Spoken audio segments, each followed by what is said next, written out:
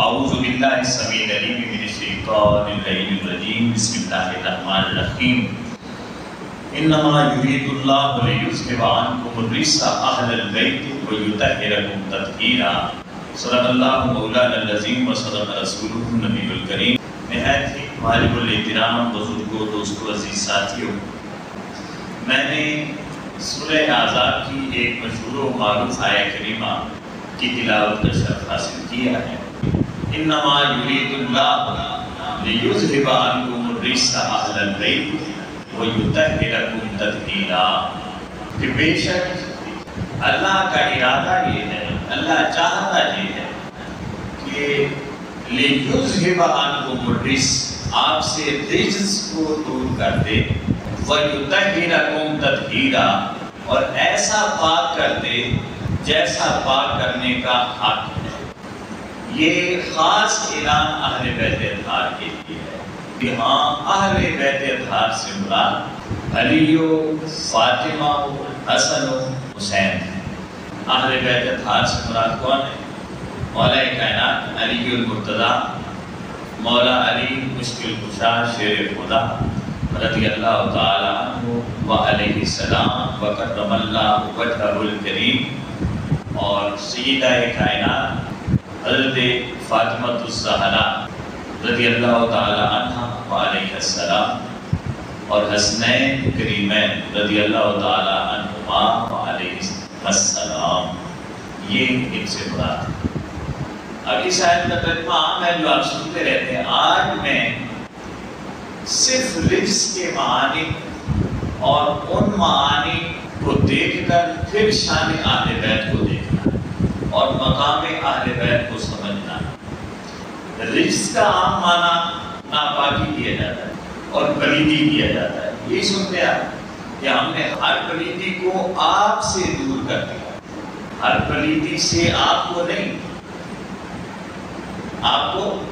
بلکہ آپ سے ہر پلیدی کو دور کر دیا۔ یہ خاص بات ہے، یعنی نزدیک آنے ہی نہیں دیا۔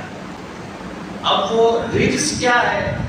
اہل لغت نے اس کے بہت سارے معنی بیان کیے۔ ناپاکی کو، پلیدی کو رجس کہتے ہیں بنیادی طور پر، لیکن اس ناپاکی اور پلیدی کی وسعت کہاں تک ہے؟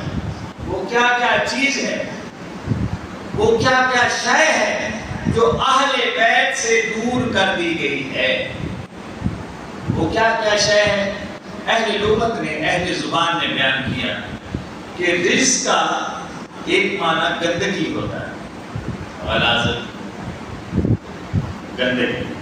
ایک معنی اس کا نجاست ہوتا ہے، پھر اسی طرح پلیدی اس کا معنی ہے، ناپاکی اس کا معنی ہے، گناہ اس کا معنی ہے، گناہ یعنی وہ پلید کو ایسے تو نہیں ہے کہ وہ غلاظت پڑی ہو مادی وجود میں، گناہ یہ بھی اس کا معنی ہے۔ پھر کوئی حرام شے، حرام فعل ہو، حرام قول ہو، حرام چیز ہو، وہ بھی آپ سے دور کر دی گئی۔ پھر لعنت، لعنت کا معنی ہوتا ہے رحمت سے دور ہونا۔ کیا ہونا؟ رحمت سے دور ہونا، یعنی رحمت کے مضادات نہ کرنا۔ ہم تو زحمت پڑھتے ہیں، لعنت ایک ہے رحمت اور ایک ہے لعنت، یعنی جس پر لعنت بھیجی جائے اسے گویا یہ کہا جاتا ہے کہ یہ اللہ کی رحمت سے دور ہے۔ رجس کا معنی یہ ہے کہ رجس کو دور کیا، لعنت کو دور کیا، یعنی کوئی لمحہ ایسا نہیں گزرا اور گزرتا ہے اور گزرے گا کہ اللہ رب العزت کی رحمت ایک پل بھر کے لیے اہل بیت سے دور ہو جائے۔ کوئی لمحہ، کوئی پل ایسا نہیں۔ پھر اس کا معنی ہے کفر۔ کفر سے مراد صرف یہ نہیں ہوتا کہ آپ جب کوئی آدمی اسلام سے انکار کر دے، رسالت سے انکار کر دے، ایمان سے انکار کر دے، مرتد ہو جائے۔ کفر کا معنی انکار ہے۔ کفر کا معنی کیا ہے؟ انکار۔ اور انکار صرف یہ نہیں کہ آپ نے کلمے سے انکار کر دیا، کسی رکن اسلام سے انکار کر دیا، یا کسی رکن ایمان سے انکار کر دیا۔ کوئی بھی انکار، مثلا میں آپ سے کہتا ہوں کہ آئے لبک صاحب کے گھر جاتے ہیں، آپ کے پاس مصروفیت ہے، آپ کہتے ہیں جی میں نہیں آ سکتا، آپ نے کیا کیا؟ انکار کیا۔ اس انکار کو عربی میں کیا کہتے ہیں؟ کفر کہتے ہیں۔ ہر انکار، اب اہل بیت اتحاد سے کفر کو دور کیا، یعنی ہر طرح کے انکار کو دور کیا، جیسا جیسا رب تعالیٰ فرماتا گیا اسے تسلیم کرتے گئے، سبحان اللہ، اسے تسلیم کرتے گئے۔ یہ نہیں کہا کہ مولا یہ نہیں۔ اب کربلا کی کہانی آپ نے سنی ہوئی ہے قصہ، اور سارا واقعہ احادیث کی صورت میں موجود ہے۔ رسول کائنات کے یہ شہزادے پیدا ہوئے تو رسول کائنات نے ان کا نام ہی ان کی شہادتوں کی وجہ سے اس دن سے رکھ دیا تھا کہ اس کا نام حسن ہے، اس کا نام حسین ہے، اور بتا دیا تھا کہ اسے فلاں جگہ اور فلاں حالت میں شہید کیا جائے گا، اور اسے فلاں جگہ فلاں حالت میں شہید کیا جائے گا۔ اب اللہ کا محبوب چاہتا تو اللہ کی اس تقدیر کو روک سکتا تھا، انکار کر سکتا تھا، یعنی انکار سے مراد ہے اللہ چاہتا ہے کہ ایسا ہو اور محبوب چاہتے ہیں کہ ایسا نہ ہو، ایسا نہ ہو۔ فاطمہ الزہرا کو بھی خبر ہے اللہ چاہتا ہے کہ ایسا ہو، فاطمہ نہیں چاہتی کہ ایسا نہ ہو، وہ بھی چاہتی ہے کہ ایسا ہو۔ اللہ چاہتا ہے کہ ایسا ہو، علی نے بھی سن لیا ہے کہ اللہ چاہتا ہے کہ ایسا ہو، علی بھی چاہتا ہے کہ ہاں ایسا ہی ہو۔ حسن و حسین نے سن لیا کہ ایسا ہوگا، کہ رب چاہتا ہے کہ ایسا ہو۔ حسنین کریمین نے بھی کہا ہاں مولا ایسا ہو۔ سیدہ زینب الکبریٰ نے بھی کہا اللہ نے چاہا کہ ایسا ہو، انہوں نے بھی چاہا کہ ایسا ہو۔ کسی نے وہم تک میں بھی انکار نہیں، کفر کی سمجھ آئی؟ کسی نے وہمت بھی، خیالت بھی انکار نہیں کیا۔ سوچا ہو کہ چلو کہتے نہیں، اندر گمان آ گیا ہو، اندر گمان آ گیا ہو کہ ایسا نہیں ہونا چاہیے، ایسا اندر گمان بھی نہیں آیا، تو رجس کا معنی ہے کفر سے دور۔ رجس کی سمجھ آ گئی؟ رجس کا معنی ہے کفر سے دور، ہر طرح کے انکار کے سے دور۔ رب جو چاہتا گیا ہے وہ کرتے ہیں، آگے نہ زبان کھولی ہے، نہ خیال آیا ہے، نہ ادراک اور نہ فہم نہ گمان، کہیں سے بھی کچھ ایسا محسوس نہیں ہوا رب کائنات کو کہ انہوں نے ایسا گمان کیا ہے، کہیں گمان بھی محسوس نہیں ہوا۔ تو رزق کا معنی ہے کیوں محسوس ہو رب کو؟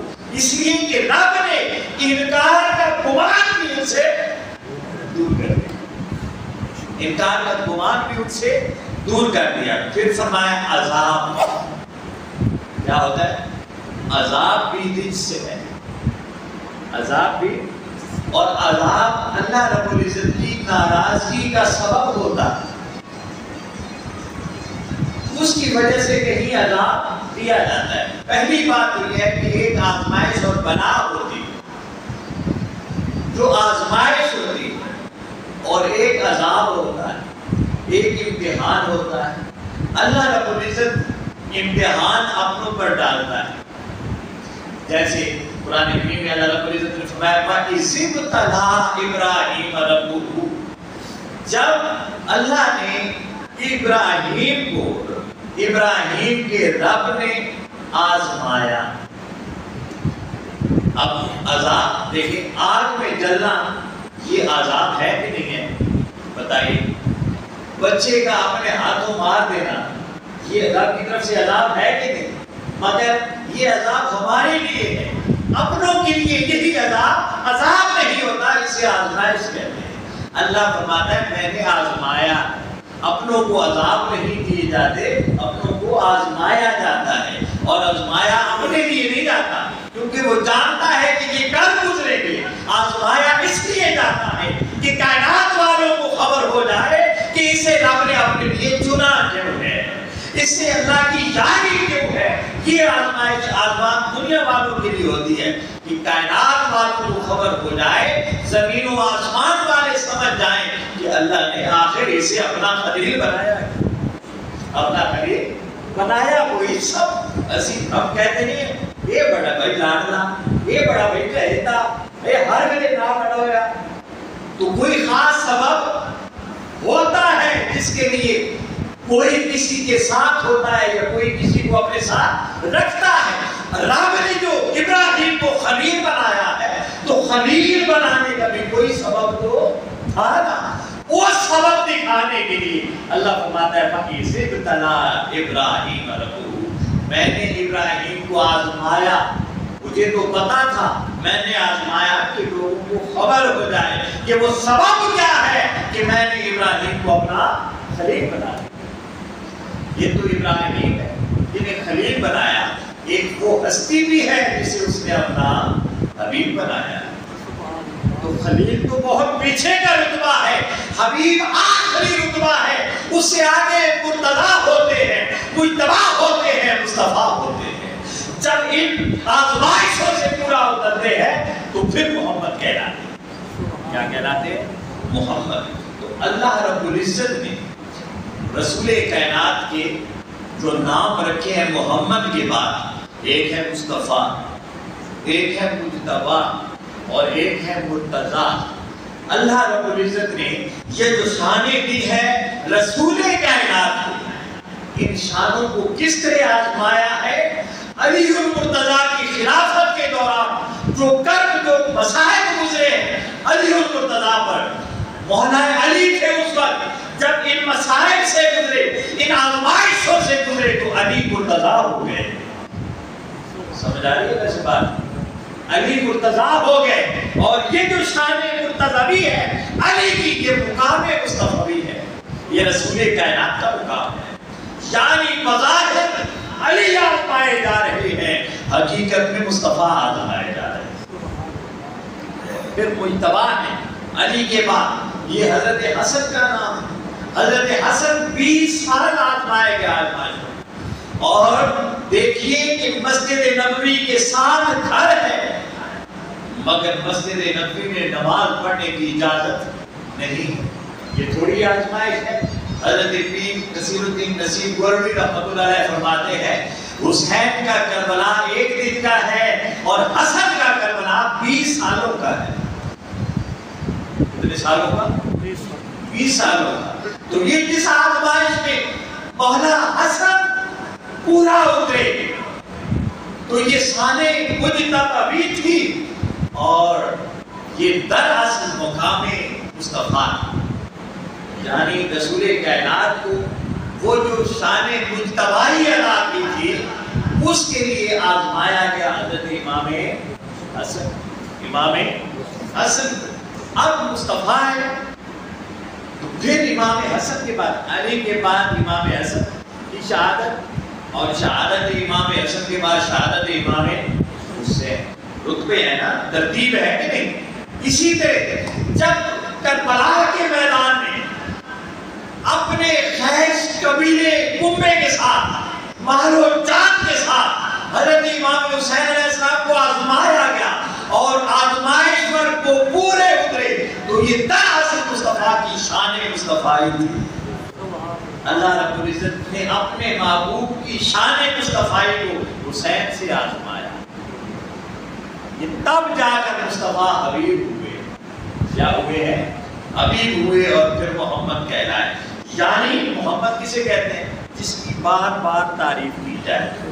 علی المرتضی کا وقت آیا اور آزمائے گئے، آزمائشوں میں پورے اترے، اللہ نے کہا واہ واہ، تعریف کی، جسے کہتے ہیں محمد، جس کی بار بار تعریف کی جائے۔ علی کا آزمائشوں سے گزرنا، امام حسن کا آزمائشوں سے گزرنا، اور امام حسین کا آزمائشوں سے گزرنا، یہ گزرتے یہ رہے، رب تعریف مصطفیٰ کی کرتا رہا کہ کیسے ہیرے پار کر دیے ہیں، جہاں جس میدان میں جاتے ہیں کبھی ڈگمگائے نہیں، کبھی انکار نہیں کیا، اور کبھی بھی اس آزمائش کو عذاب نہیں سمجھا، اپنی رب کی طرف سے آزمائش سمجھا ہے اور آمنا وصدقنا کہہ کر اس آزمائش سے گزر گئے۔ اب یہ ہے رزق کا معنی، سمجھا رہی رزق کا معنی ایک ہے عذاب، اللہ نے اس عذاب سے بھی دور رکھا، یعنی جو کچھ ان پر ہوتا رہا، جو کچھ ان کے ساتھ ہوتا رہا، اس میں انہوں نے اسے عذاب نہیں سمجھا، رب کی آزمائش سمجھی ہے، محبتوں کے سفر کی ایک منزل سمجھی ہے۔ اور پھر اسی کا معنی شیطانی وسوسہ بھی ہے، شیطان کی طرف سے وسوسے آ سکتے ہیں۔ انسان جتنا بھی نیک ہو، جتنا جلیل القدر ہو، شیطان کہیں نہ کہیں وسوسے ڈالتا ہے، کہیں نہ کہیں وسوسے ڈالتا ہے، مگر اللہ رب العزت نے انہیں رجس سے دور رکھا، یعنی شیطان کو بھی ان سے دور رکھا کہ کہیں پر بھی ان کی آیات طیبہ میں، ان کی نفوس قدسیہ میں کہیں شیطان بھی وسوسہ ڈالنے کے لیے داخل نہیں ہو سکتا، اسے دور رکھ دیا، شیطان کو بھی دور رکھا اور اس کے وسوسوں کو بھی دور رکھا۔ یہ وہ شیطان ہے الذی یوسوس فی صدور الناس، جس کی ڈیوٹی یہ ہے کہ وہ لوگوں کے دلوں میں وسوسے ڈالتا ہے، مگر یہ وہ خاندان ہے، یہ وہ افراد ہے کہ رب تعالیٰ نے شیطان کو شیطان رہا، اس کے وسوسوں کو بھی ان کے دلوں سے دور کر دیا۔ پھر اس کے بعد گندا خیال، کوئی برا کوئی گندا، اور یہ گندے سے مراد یہ گند نہیں ہے عروری وغیرہ، اس گندے سے وہ خیال ہے جس خیال سے معبود ناراض ہوتا، جس خیال سے معبود ناراض ہوتا اور وہ خیال بھی کبھی نہ آیا، یہ ہے رزق سے دور، ایسے دور کیا کہ خیال تک بھی نہیں آتا۔ خیال یہ وہ ذاتیں ہیں، یہ وہ نفوس قدسیہ ہیں، یہ وہ پاکیزہ ہستیاں ہیں۔ اور پھر فرمایا اس سے مراد ہر بدبودار چیز، ہر بدبودار، تو بدبو سے بھی مراد یہ بدبو نہیں کہ روٹی سالن وغیرہ باسی ہو گیا تو بو آ گئی، بدبودار چیز کون سی ہوتی ہے؟ میں آپ کو ایک ہی مثال دے دوں قرآن کی، بلا یأکل بعضکم بعضا ان یحب احدکم ان یأکل لحم اخیہ میتا فکرہتموہ، کہ غیبت نہ کیا کرو، کیونکہ جو بندہ غیبت کرتا ہے اس کے منہ سے بو آتی ہے کچے گوشت کی، کچے گوشت کی بو آتی ہے، یہ قرآن کہہ رہا ہے۔ اس سے یوں بو آتی ہے کہ وہ گویا اپنے ہی سگے بھائی، مردہ بھائی کا گوشت آ رہا۔ تو فرمایا کہ جو کراہت ہے، ہر وہ چیز جس میں کراہت ہے وہ رزق ہے، اور اس رزق کو آلے رہات سے دور کر دیا۔ پھر فرمایا کہ یہ جو رزق ہوتا ہے یہ عقلی بھی ہو سکتا ہے، عقل میں بھی کہیں خیال، عقل میں بھی کوئی چیز آ سکتی ہے، پھر یہ طبعی بھی ہو سکتا ہے، طبیعت میں بھی آ سکتا ہے۔ یعنی آپ جانتے ہیں، مثلا میں مثال دے دوں کہ آپ محفل میں آئے ہیں، اللہ کرے آپ سب خلوص کے ساتھ اور محبت کے ساتھ آئے ہوں، مگر یہ بھی ہو سکتا ہے کہ کوئی آنے والا اس لیے آیا ہو کہ سویرے چشتی صاحب کی لدے سے، یعنی نہیں آنا چاہتے تھے تب مگر آ گئے، مگر آنا پڑا انہیں، تو آنا نہیں چاہتے تھے، تو یہ طبعی غلاظت ہے اور یہ طبعی رزق ہے کہ آپ آتے تو ہیں مگر مجبوراً آتے ہیں، یہ طبیعت کے مزاج ہے۔ گویا کربلا کی طرف اگر مدینہ اور مکہ کی طرف سے کربلا حسین آیا ہے تو تبن آیا ہے، اور یہ طبی اگر تبن نہ آئے ہوتے تو یہ رزق ہوتا، اور اللہ نے اس رزق کو آل بیت سے دور کر دیا۔ یعنی بندہ یہ گمان بھی نہیں کر سکتا کہ وہ تو نہ آتے، مگر مجبوری یہ تھی کہ سارا واقعہ تو حدیث میں موجود تھا، اب حسین نہ آتے تو کیا کرتے؟ نہ آتے تو مجبوراً آنا پڑا، تبن نہیں آئے، مجبوراً آئے ہیں کہ لوگ کہیں گے کہ اتنا بڑا احادیث کا ذخیرہ ہے اور اتنا کہا گیا ہے، آج حسین کربلا کی طرف پھر گیا بھی نہیں، نشانیاں بھی ساری بتا دی اور یہ بھی ہے نہیں. تو اللہ نے فرمایا رجس کو دور کر دیا. یعنی کوئی یہ بھی نہ سمجھے کہ حسین مجبوران آیا ہے. حسین طبعاً آئے ہیں کیونکہ تبھی مجبوری بھی رجس ہے. اور رجس کو اہل بیت سے دور کر دیا. پھر کہا یہ رجس عقلی بھی ہوتا ہے. یعنی یہ خواہش بھی ہو سکتی ہے کہ چلو چلتے ہیں, سنا ہوا تو ہے کہ یہ ہوگا, ممکن ہے ایسا نہ ہو اور ہم سلطنت عرب کے خلیفہ بن جائیں. عقل میں آتا ہے, آ سکتا ہے دل. اللہ نے فرمایا میں نے رزق کو دور کر دیا. بھائی وہ عقلاً یہ سمجھ کر نہیں آ رہے کہ ہم جائیں گے, وہ وہاں ہوگا, میدان سجے گا, ہم جیت جائیں گے, جب بغیر جیتے ہمیں تخت مل جائے گا. وہ یہ سوچ کر وہاں نہیں گئے, یہ سوچ کر وہاں, کیونکہ رزق کو اہل بیت سے. پھر کہا کہ شرعی رزق بھی ہوتا ہے. کیا ہوتا ہے؟ شرعی طور پر بھی ہوتا ہے. اب حدیث میں آ گیا تو شریعت بن گئی.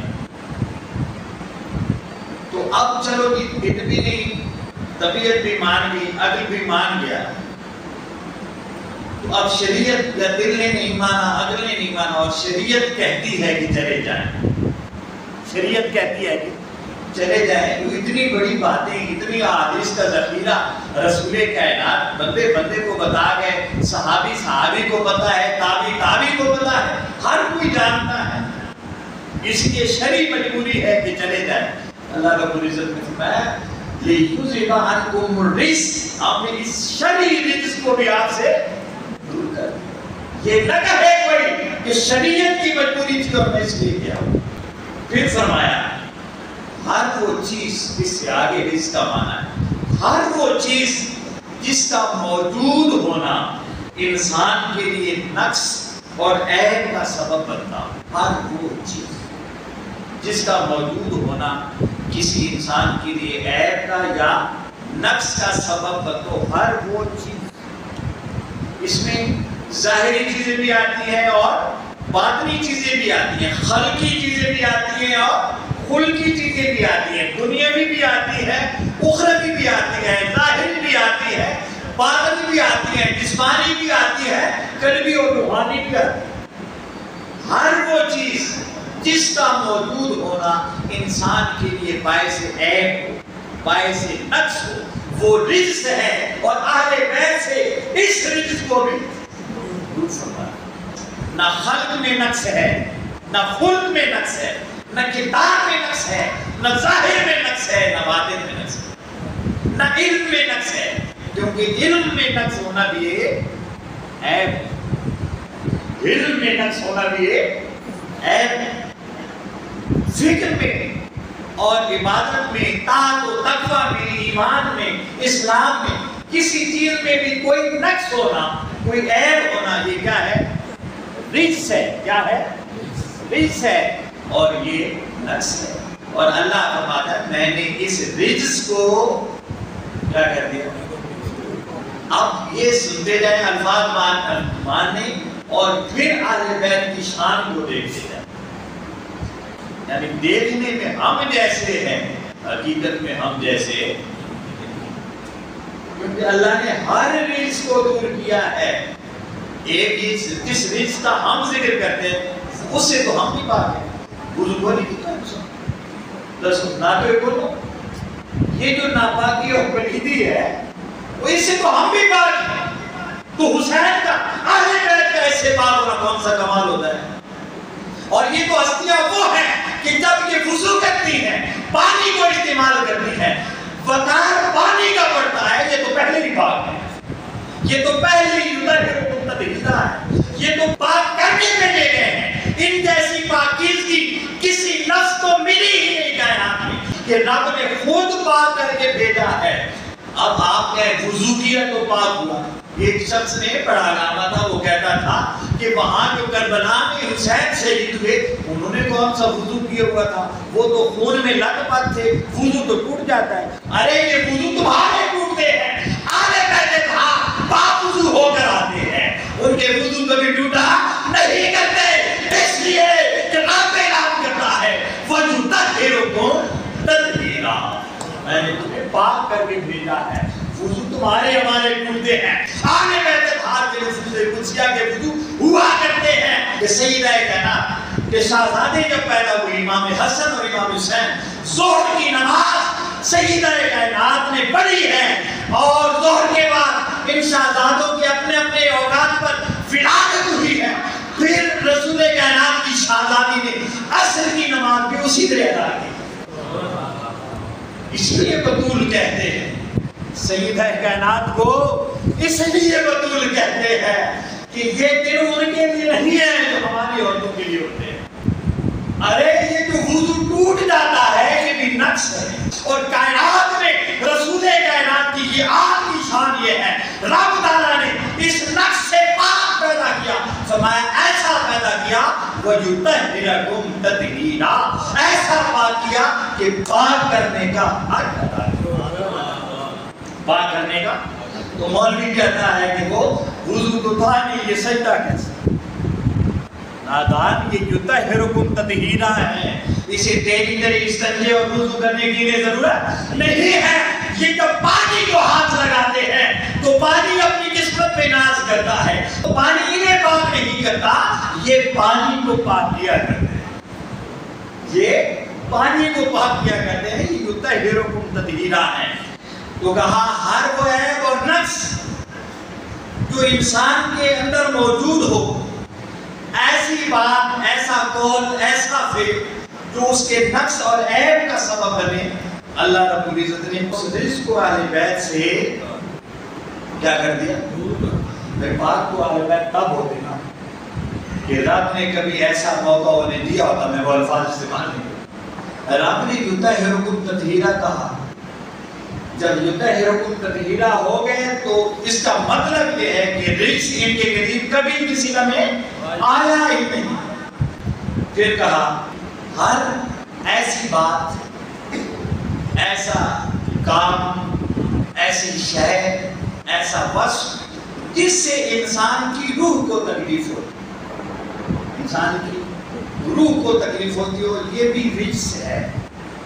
جسم کو تکلیف ہوئی نا، سوئی لگی، کانٹا لگا، تکلیف ہوئی، روح کو بھی تکلیف ہوتی، روح کو بھی تکلیف۔ اب اس لیے سمجھے کربلا کے میدان میں ہزاروں کی فوج ہے اور ادھر چند تن ہیں جو اپنا تن من دھن لٹانے کے لیے آئے ہوئے ہیں، تو کہیں روح میں یہ آ سکتا تھا کہ اتنوں کے مقابلے میں بس اتنے سے یہ تکلیف بھی آ سکتی تھی نا، جب وہ یہ کہہ سکتے تھے کہ مولا بدر کے میدان میں 1313 تھے اور تو نے 5000 ملائکہ مصفرین، نشان زدہ ملائکہ اسلحہ سمیت بھیج دیے تھے، یہاں بھی کچھ تو بھیج دے، یہ روح کو اس سے تکلیف ہوتی، یہ رجس بھی اللہ نے ان سے دور کر دیا۔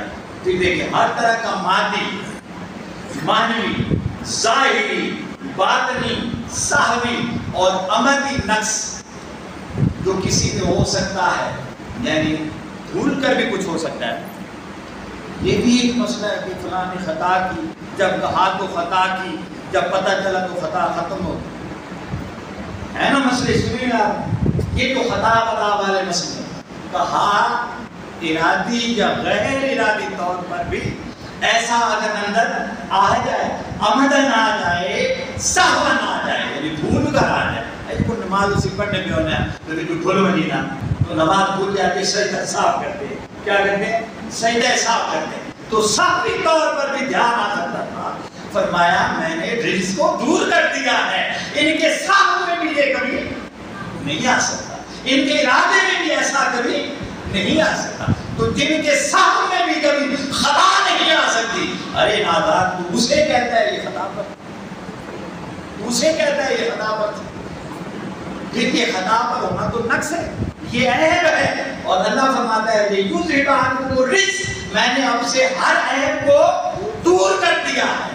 تو یہ خطا پر ہونا یا خطا کر بیٹھنا، جان کر یا بھولے سے کر بیٹھنا، یہ بھی رزق ہے، اور اللہ نے اس رجس سے آل بیت کو دور کر دیا۔ ایسے نادان نے ممبروں پر بیٹھ کر جبے کبے پہن کر پگڑیاں داڑیاں رکھ کے سلیٹ بنا کر لوگوں کو اکٹھا کر کے کہتے ہیں فاطمہ خدا نادانوں کچھ تو خیال کرو اور تم پر میرے آقا کی عنایت نہ سہی، ظالموں کلمہ پڑھانے کا بھی احسان کیا، کچھ عنایت نہ مانو مگر کلمہ تو دیکھو نا کہ مصطفیٰ نے تمہیں رب کے قریب کر دیا، یہ احسان بھی نہیں مانتے اور اسی کی آگ پر بھونکنے لگے ہو، اسی کی آگ پر بھونکنے لگے ہو جس کے لیے رب فرماتا ہے میں نے ہر رجس کو دور کر دیا ہے۔ پھر نافرمانی یہ بھی رجس ہے، نافرمانی یعنی حکم ہوا آپ نے جان بوجھ کر اکڑ کر یا عاجزی کے ساتھ کیا، مولا یہ مجھ سے نہیں ہوتا کسی اور کے ذمہ ہے، اس رجس کو اللہ رب العزت نے ان سے دور کر دیا۔ یہاں تک یہ رجس تھا۔ اب جو سوالات ہوتے ہیں باب ہوتا رجس کی سمجھ آپ کو آگے آج کے بعد جب آل بیت اطہار پر کوئی بھی اعتراض ہو تو یہ سمجھ لیں کہ یہ اعتراض رجس ہے اور اللہ نے اعلان فرما دیا ہے کہ میں نے اپنے معبود کی آہل سے رجس کو دور کر دیا، رجس کو دور کر دیا ہے، وَجُتَّحِلَكُمْ تَطْهِيرًا اور ہر رجس سے ایسے پاک کر دیا ہے جیسے پاک کرنے کا حق ہے۔ تو اس کا مطلب یہ ہے کہ اہل بیت اطہار کی نفوس قدسیہ ہم جیسے یا ہم سے بڑے اولیاء جیسے یا تابعین جیسے یا صحابہ کرام جیسے کسی جیسے بھی نہیں، رب نے انہیں کائنات میں ہر مخلوق انسانیت سے جدا پیدا کیا، ہر مخلوق انسانیت سے جدا پیدا کیا۔ کسی شخص نے کہا کہ غیر سید عالم جو ہوتا ہے وہ عالم سے افضل ہوتا ہے، کہ وہ عالم جو سید تو نہیں مگر عالم ہے، سید تو نہیں مگر عالم ہے، وہ افضل ہوتا ہے اس سید سے جو عالم نہیں ہوتا۔ تو میں نے بہت تفصیل کے ساتھ آپ نے خطبات میں اس پر جواب دیا، مگر آپ کے لیے صرف اتنی بات کہ ایک ہوتا ہے عالم، عالم کے مقابلے میں کیا ہے، عالم کے متضاد کیا ہوتا ہے، جاہل، کیا ہوتا ہے، جاہل۔ اب مجھے یہ بتائیں کہ ایک طرف علم ہے ایک طرف جہالت ہے، علم ایک خوبی ہے، جہالت ایک نقص ہے، ایک عیب ہے، اور اللہ فرماتا ہے لِيُذْهِبَ عَنْكُمُ الرِّجْسَ ہم نے ہر عیب سے آپ کو پاک کیا ہے۔ ارے نادان تو کہتا ہے کہ غیر سید عالم غیر عالم سید سے افضل ہوتا ہے، رب کہتا ہے جہالت رجس ہوتی ہے اور میں نے معبود کی آن سے جہالت کو رجس کو دور کر دیا، رجس کو دور کر دیا۔ پھر ایک مولوی بولا، وہ کہنے لگا آپ کو میں بتا رہا ہوں ان چیزوں سے یہ دولت عشق اور دولت ایمان ہے، اسے چوروں سے بچائے رکھنا، چوروں سے بچائے رکھنا۔ میڈیا کا دور ہے، ہمارے نوجوان گمراہ ہوتے جا رہے ہیں، ان کے لیے خاص طور پر یہ بات۔ ایک شخص کہنے لگا یہ جو صحابہ ہے یہ گمراہ نہیں ہو سکتے اور یہ جو آل ہے نا آل یہ گمراہ ہو سکتے۔ وہ کہتا ہے آل تو گمراہ ہو سکتی ہے مگر صحابی گمراہ نہیں ہو سکتے۔ تو اس کے لیے ایک حدیث حضور اکرم صلی اللہ علیہ وسلم کہ انی تارک فیکم الثقلین ما ان تمسکتموہ لن تضلوا، میں دو چیزیں چھوڑ کر جا رہا ہوں، قرآن اور آل بیت، ان کے ساتھ اگر تم جڑے رہو گے تو گمراہ نہیں ہوگے، تو گمراہ۔ تو وہ کون لوگ تھے، کنہیں حضور نے بتایا؟ مجھے بتایا، آپ کو بتایا، آج سے 100 سال پہلوں کو بتایا، حضور نے صحابہ کو بتایا۔ حضور کس سے بات کر رہے تھے؟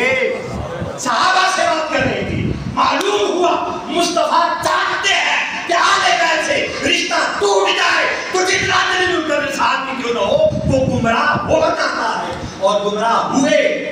گمراہ سورہ بقرہ میں وَمِنَ النَّاسِ مَن يَقُولُ آمَنَّا بِاللَّهِ وَبِالْيَوْمِ الْآخِرِ وَمَا هُمْ بِمُؤْمِنِينَ، کہ لوگ کہتے ہیں کہ ہم اللہ پر بھی ایمان لائے، اس کی آخرت پر بھی ایمان لائے، वमा हुम बिमुमिनीन, मगर वो मोमिन नहीं। कौन भाई? जो अल्लाह पर ईमान लाए और आखिरत पर ईमान लाए। जो अल्लाह पर और आखिरत पर ईमान लाए वो कौन लोग थे? मुस्तफ़ा के कहने पर जो ईमान लाए वो कौन थे? सहाबी थे ना यार, ये भारी गल नहीं थी भाई, सहाबी थे। मगर अल्लाह ने फरमाया ये मोमिन नहीं है, ये मुनाफिक है, बज़ाहिर सहाबी है।